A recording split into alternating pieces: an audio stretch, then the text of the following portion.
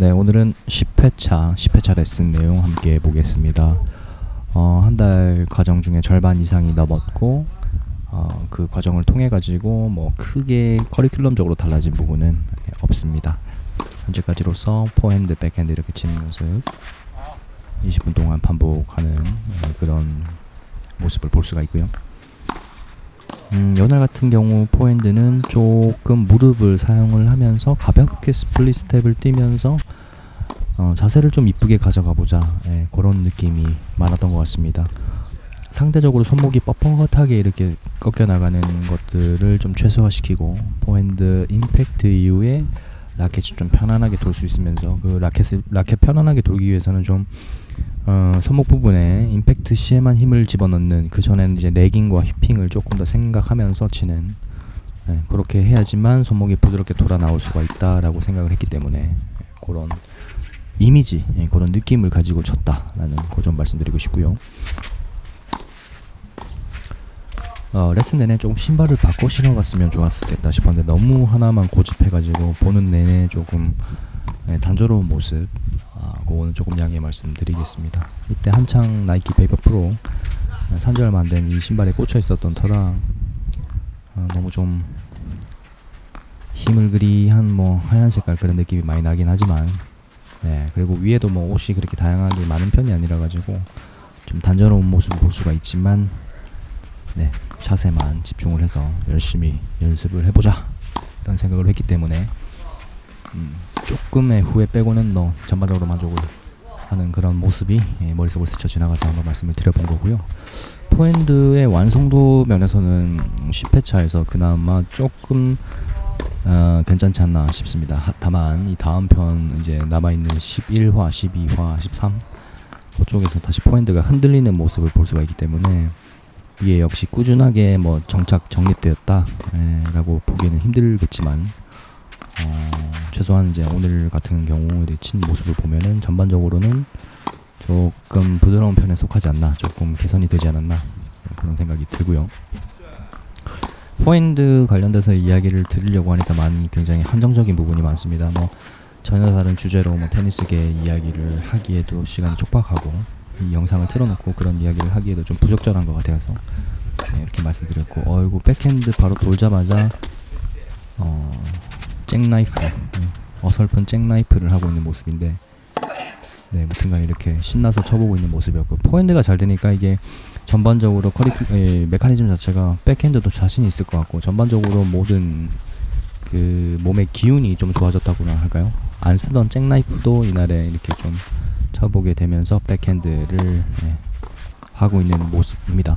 백핸드 같은 경우는 다리도 그렇지만 이제 몸이 조금 뻣뻣하게 이렇게 맞는 그런 듯한 느낌을 제가 또 지금 받고 있네요. 정확한 FM적인 스윙은 아닌 것 같지만 라켓의 움직임만 보면 그게 나쁜 것 같진 않은데 몸이 좀 뻣뻣하지 않나, 그런 생각을 좀 가져봅니다. 이렇게 반복적인 테니스 공을 몇천 개, 몇만 개를 쳐야지 정말 실전에서도 그보다 어려운 샷 또는 그와 비슷한 샷이 왔을 때 미스 없이 넘기지 않나 생각이 들고, 뭐 몇만 개도 작을 수 있죠. 몇십만 개, 뭐 몇백만 개를 쳐야지 되겠구나 라는 생각도 참 저절로 들어오는데, 반면에 정말 침체기가 오거나 아니면 슬럼프가 왔을 때 내가 과연 몇백만 개 공을 쳐서 뭐 테니스 잘해지는 것 말고 뭘 얻을까, 이런 굉장히 좀 어리석은 질문이 들 때도 있습니다. 물론 이제 자아무치라고 하나요? 좀 아무 생각 없이 그냥 편안하게 재밌게 치는 것이 베스트이지만, 열심히 하고 있다 보면 어느 순간 뭘 위해서라는 그런 번아웃까지는 아니지만 그런 증상이 또 오기도 하더라고요. 아무튼간 이날은 좀 즐거운 마음으로 칠 수가 있었던 것 같고, 조금 빠른 시간에 포백 돌아가면서 치는 연습하는 시간이고요.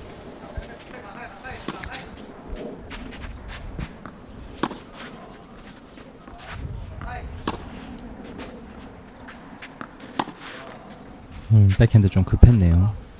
포핸드도 썩 좋진 않지만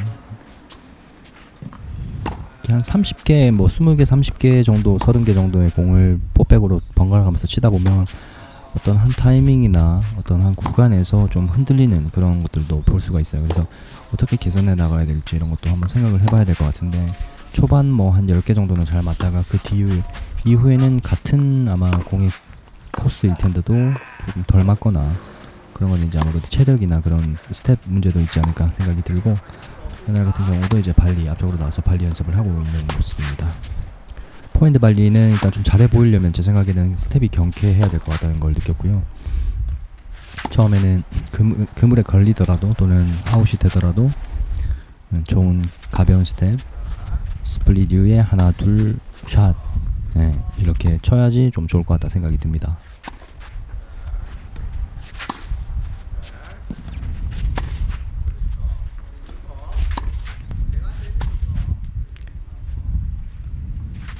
이론적으로는 발리를 맞을 때 전진하는 발 쪽에 그 앞쪽 토우가 아니라 힐 쪽이 먼저, 뒤꿈치 쪽이 먼저 닿아야 된다라고 하는데, 지금 문득 그걸 보니까 대충 그렇게 하고 있는 것 같네요. 조금 만족스럽습니다. 이게 본능적으로 그렇게 될 수도 있는지는 모르겠지만 의식적으로 뒤꿈치를 먼저 닿자라고 생각을 한 번도 안 하고 쳤는데 일단 그렇게 닿고 있는 모습